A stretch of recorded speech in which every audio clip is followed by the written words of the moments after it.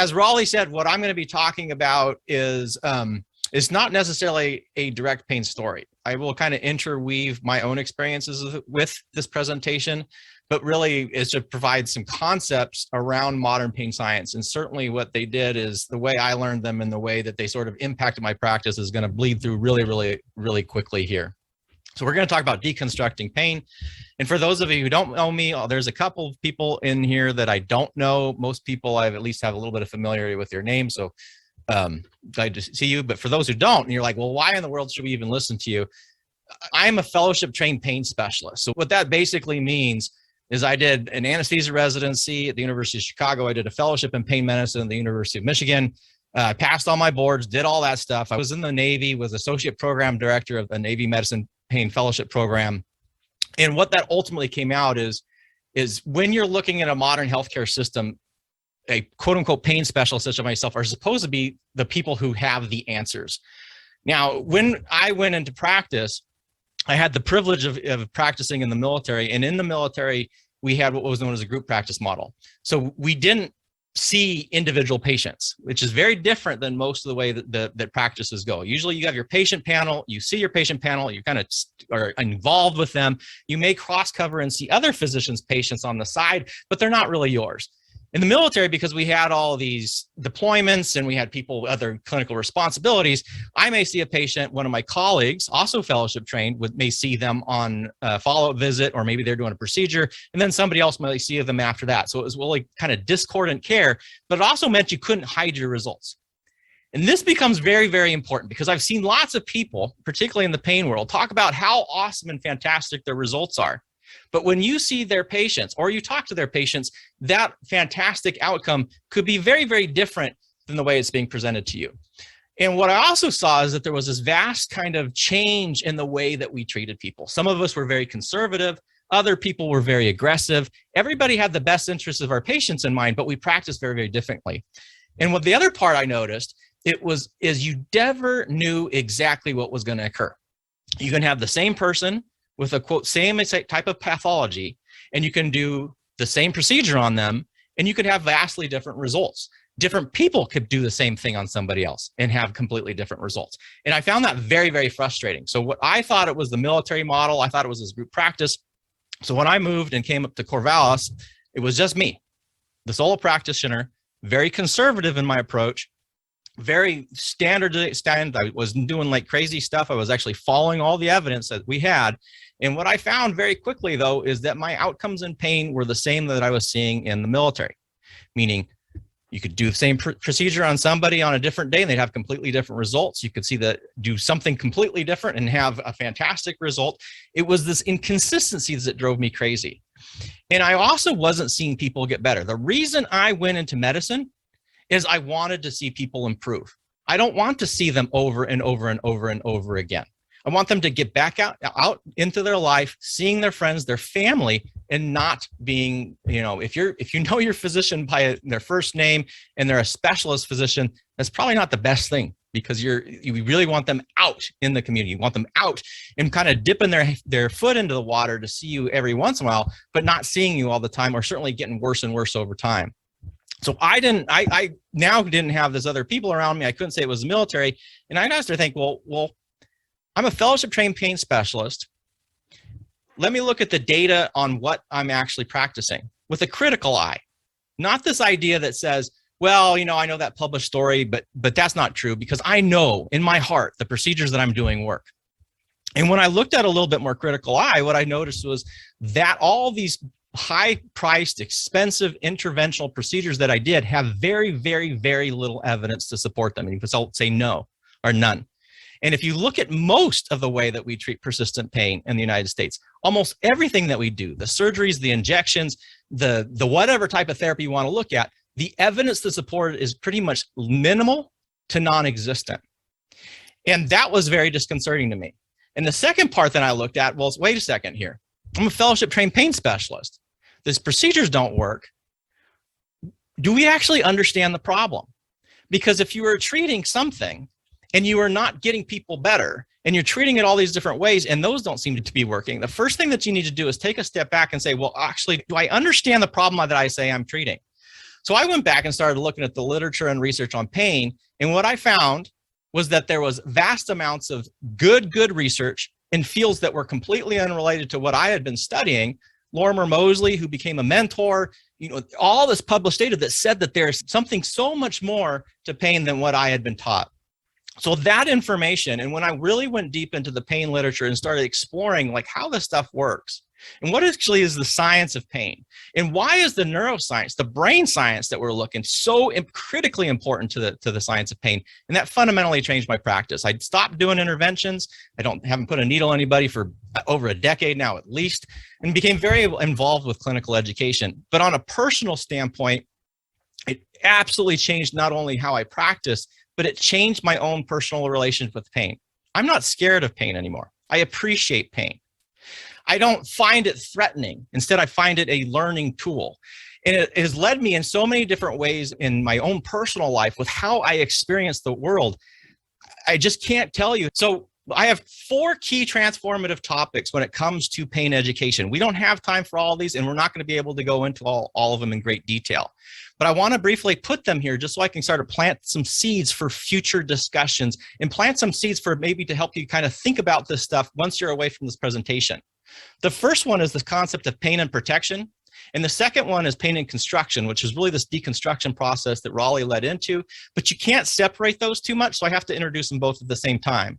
The other 2 are about pain and time, how different time perspectives and past memory and future prediction have a huge impact on how we experience pain.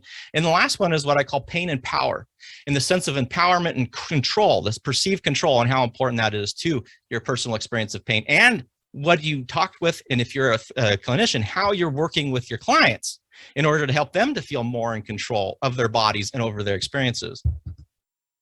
So first, we're going to start with what is pain. And sometimes, and this audience is a little bit different, sometimes I feel like people like laugh at me and say, Dr. Cuccaro, what do you mean? We all know what pain is. We've all experienced it. That's the stupidest thing ever. Just tell us how to treat it. But fundamentally, do we actually understand what pain is? And more importantly, what it is not. Because if you understand on first principles what pain is, you should be able to explain it in such a way that it starts to make sense. And you should also understand how and why we experience it. And if I had a lot of time, these are 2 pictures I typically will use, and I'll say in the audience, I'll go pain or no pain, and I'll flash the first one. And people will say, well, that's a big old nail going through someone's foot. Obviously, they have pain. And then the other side, they'll say, well, that guy's got a nail through his finger. Obviously, he has pain. And most of you know this, but that picture with the nail through the boot, a person that was screaming in pain, taken by ambulance to the emergency department, who received fentanyl, which is an opioid 100 times more potent than morphine, another strong anxiolytic, and only after he got those medications could they cut it off. What they discovered was that the nail was between his toes. And the other guy with the nail through his finger, that was a work-related injury. It wasn't the first time he did this. This is something that he did with a nail gun. And he did not go to the emergency department. He didn't get fentanyl. This is a YouTube video I pulled off where him and his friends are joking around and they're pulling it and he's going, ow, ow, ow. And they're telling him to stop being a big baby so that they can cut the nail and pull it through his finger. Now, we should be able to explain both of these scenarios, but the typical reasoning that we have, at least in the modern healthcare system, we can't. Because this person with the nail through his boot, we should be able to call that acute pain. And almost everybody says, well, acute pain is there's tissue trauma. There's damage being done. This guy had acute pain. There's no tissue trauma. And yet, unless we're saying he's lying, which I don't believe he was, because if he was lying and he didn't experience pain and we gave him a bunch of fentanyl, he would go into respiratory depression. We have to be able to explain that. On the same token, the other picture, which we would say, well, that's acute pain. He has a nail through his thumb. That obviously causes lots of pain, and there's a problem there. And again, for him, he had minimal pain. So how can we explain both of these scenarios in a way that is aligned with the science that makes both times without saying that, oh, one person's lying and one person's not, or one person has real pain and one person has fake pain? And the only way that we can do this is to move away from the idea of thinking that pain equals damage, or that some pains are equal to damage and other pains are some mysterious thing that we don't understand. All pain is about protection. And what we see then is if we understand that pain is a protective system, that is this complex experience that comes together with all these different inputs that we'll get into, things start to make sense very, very quickly. Because if you have that guy with a nail through his boot and you're looking and he's got a nail through the middle of your boot, and you kind of feel something kind of on your foot, because if I put a pencil between your toes, you would definitely feel it, that your brain would see and go, holy smokes, something could potentially be really, really wrong in my foot. There's a lot of protection that I need here. On the other token, though, you got somebody with a nail through his thumb. If you've had an injury before and you've successfully recovered from it, and that past experience wasn't horribly traumatic in any way, shape, or form, and a similar thing happens to you, there's not a lot of danger in that situation. Oh, I've done this before. I need to pull out the nail. You know what? It kind of sucks, but it's not a big deal. So not a lot of need to protect. And so we see then that pain is all about this protective modality. And as we increase threat, we increase the experience of pain.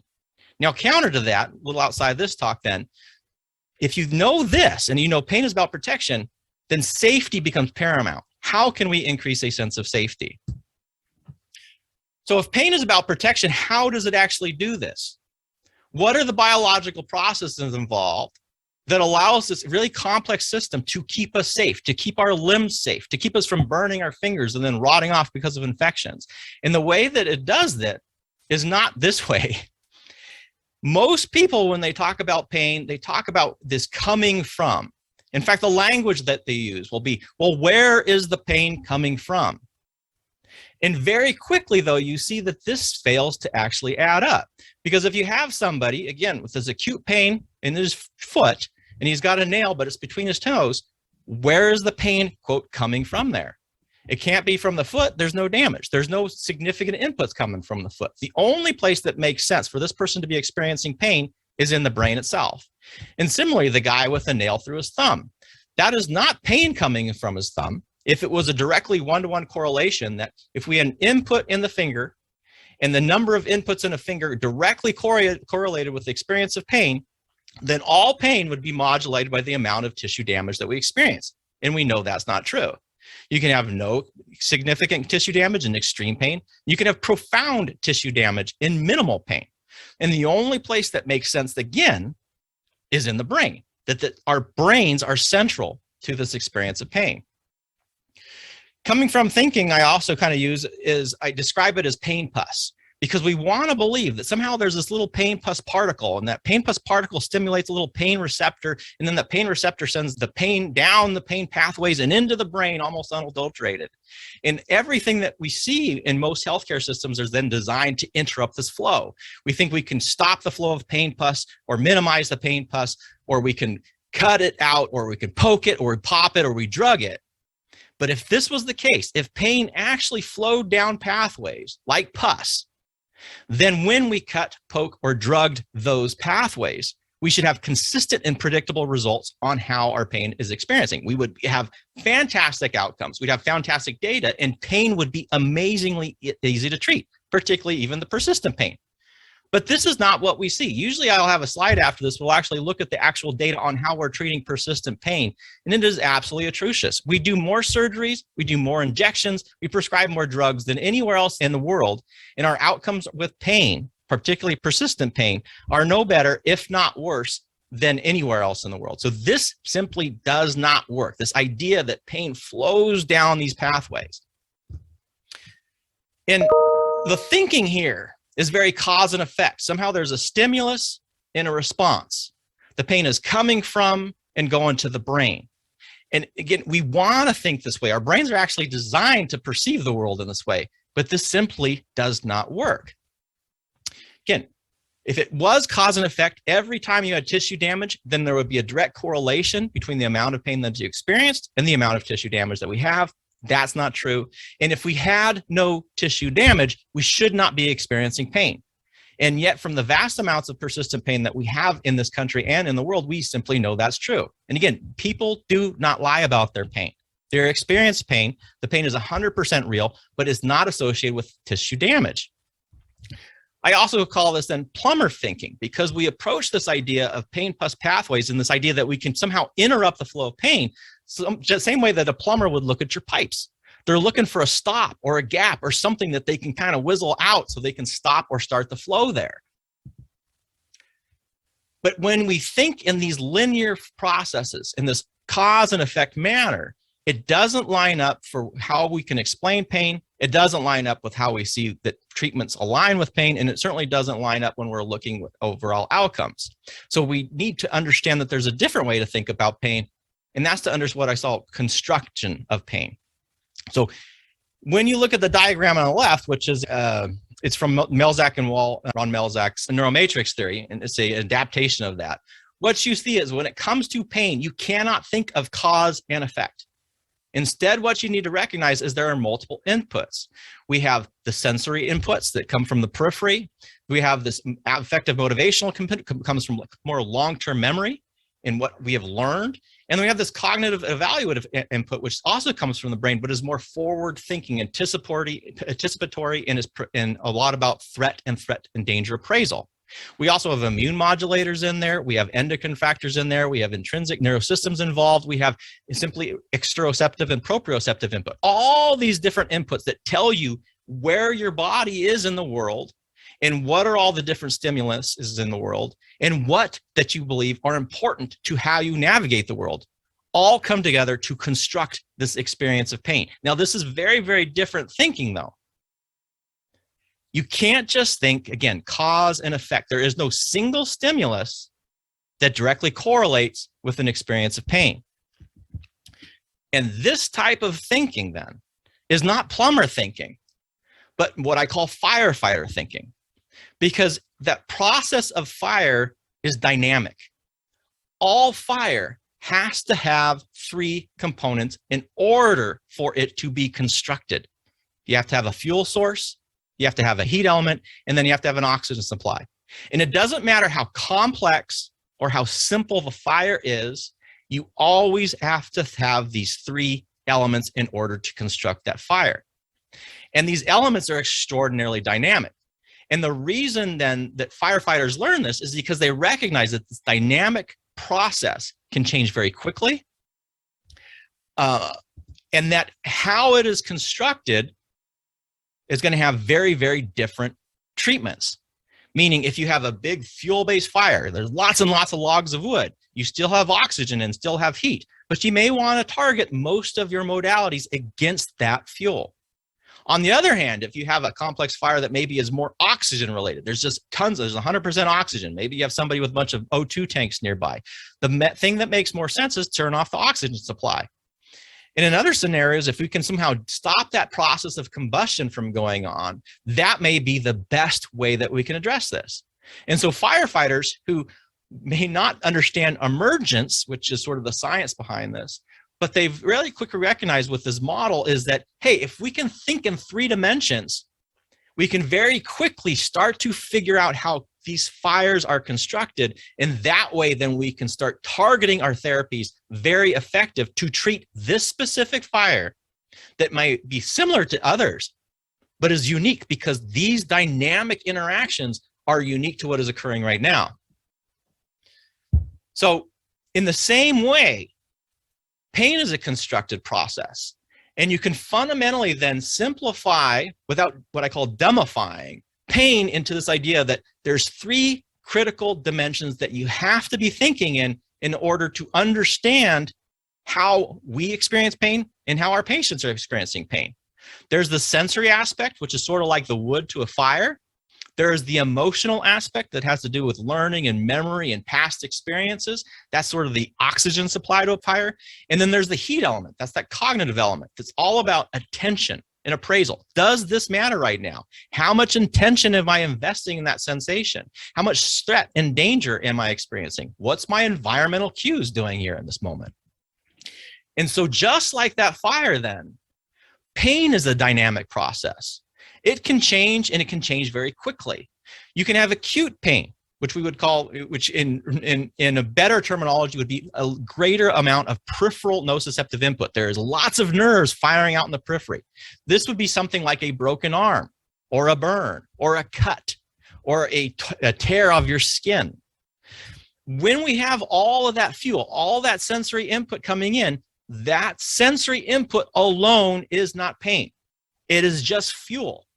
That fuel then has to have meaning to it, this past experience. What does this sensation mean to me? And then it has to have that heat element that you're actually paying attention to it. And as we change then the meaning, the oxygen, the heat, and those sensory inputs, pain can change dramatically. Now, one example is this, when you're thinking about, well, it's all sensation, Dr. Cuccaro. If it's something is burning and that's my pain, then that is burning pain. No, you can have burning sensations with different meaning and have very different experiences from them. If you are an avid exerciser and you're moving around, what will happen is you start getting your peripheral cells start to get tired, and there's lactic acid and there's deoxygenation, and there may be a burning or an aching that's associated with that. But the meaning, because you're actively exercising and maybe you're an athlete, doesn't mean that you're suddenly in a bunch of pain. That meaning, which is your body tissue saying, hey, something's changing down here. You may want to pay attention to it. We're going to put some different information up. That meaning then becomes, hey, I'm getting a very good workout, or I'm pushing myself hard. So when we're looking at construction and we're thinking in three different elements, we're not just thinking about what are the tissues saying. We're thinking about tissues, and we're thinking about past trauma and experience, the memory, the harm, the fear that's associated with that sensation. And we're thinking about how threatening the brain is focused on any individual sensation or input. Now, all of these then can change both acutely and chronically. And I've sort of diagrammed things out here about where I see different aspects of these fitting. So again, sensation is probably the easiest element to it. That's what, if you're a clinician and you know about nociception, those specific nociceptive inputs, which are not about damage, they're about change in the tissues. And they don't fire when tissues are damaged. They fire when tissues are changing. So if you jump and you feel a sting on your feet, that does not mean you damaged your feet. But what those little sensory inputs are telling you is they're telling you, hey, something happened down here. Something has changed in my tissues. Is this important? You still then have to put that attention on that. And that attention, where you're focusing, investing that attention, is looking for threat and danger. If you have a lot of anxiety, or you have expectations of harm, or you believe that pain or sensations equal to damage, guess what? You're going to invest more heat. You're going to burn your attention into it like a laser beam and add a huge degree of heat element to that experience. And then the oxygen supply, the emotional meaning past, has a lot to do with what we've learned. Are we afraid? Do we believe that pain equals damage? In which case, there's lots of data that shows the more you believe that pain equals damage, the more pain we tend to experience, because there's more threat and danger inherent then within that meaning. What have you learned? What have your clinicians told you? Have they told you that your spine is disintegrating? Have they told you that pain is dangerous and you should not move? Have they told you, again, that you need to be very, very careful with all of your movements because you're so fragile, in which case you're going to be very sensitive to different threats to your body? But all of these things then coming together in order to construct that experience. And when we start looking at things in a constructed manner, when we start looking at pain like firefighters and not plumbers, then the whole spectrum of pain starts to make more sense. So you have somebody who's got a broken leg, there's lots and lots of sensory input there. That sensory input, the pain's not coming from that broken leg though. The only thing coming from that broken leg is a lot of sensory input. The brain still has to say, am I safe? Is this important? Is there something else that's the matter right now? And those inputs then can either amplify or diminish that experience of pain. In the same way, on the other spectrum, you may have somebody who has horrible leg pain, but that leg may not be broken. There's still sensory inputs coming from that leg. If you are sitting in the chair listening right now, there's still sensory inputs that are telling you, you're sitting in this chair. Sometimes they may even tell you, well, we're sitting here. We've been sitting here for 15, 20 minutes now. You may want to shift your body around. Some of those are unconscious. A lot of them are conscious, but those are still sensory inputs. Those sensory inputs alone, though, are not the same thing as pain. And so when we start moving away from plumber thinking, though, to firefighter thinking, we start appreciating all the different potential inputs. When we're limited to cause and effect, we start thinking, well, how can I interrupt the pain plus? We start thinking, well, what is damaged? And if nothing is damaged, we start throwing up our hands and going, well, your pain's all in your head. I don't know what else to do for you. Well, all pain is in your head. If I cut off your finger, your pain would be in your head. What this allows us to do, though, is if you're a clinician and you understand then that pain is a constructed process, you can have somebody that maybe does not have tissue damage, that maybe doesn't have a big tumor, that maybe doesn't have an inflammatory process. And instead of saying, well, this is not real pain, this is something else, you can say, well, what else is happening with my patient? What else are the threats and dangers involved in their life? And then you start seeing things like what they've been told. You start seeing things like external stressors. You start seeing things that including financial stressors, marital stressors, past trauma. Again, if we had more time, we could talk about how past traumatic experiences change how your brain sees threat. Not because that's a bad thing, but because if you're in a dangerous environment, you want a brain that can see threats very, very easily so that you are on top of your survival. So ultimately, when we move away from pain plus thinking, even in what I would call acute scenarios, and start seeing pain as constructed, whether it is acute, chronic, persistent, whatever, you start to be able to explain pain in a way that makes sense, that's aligned with the science, and helps people feel more in control of their pain again. We're not into this thing where we're saying, well, there's nothing else you can do. The only thing that you can do is learn how to live with it or manage it because we don't have any therapies for you. Simply not the case. So key transformation concepts are introduced very early on. The first one is pain and protection. When you stop thinking that pain equals damage and you move into understanding that pain is about protection, then the key modulator isn't to find what is damaged or not. Instead, it becomes, well, how can I feel safe? And if we increase a sense of safety, even if you're in the emergency department with somebody with a broken leg, you're using soothing words, you're soothing medications that may actually provide a sense of safety to them, or you're providing a assurance or positive expectations for them, we can start modulating these things in ways that aren't limited only to medications or injections or any sort of what I call passive or direct modalities.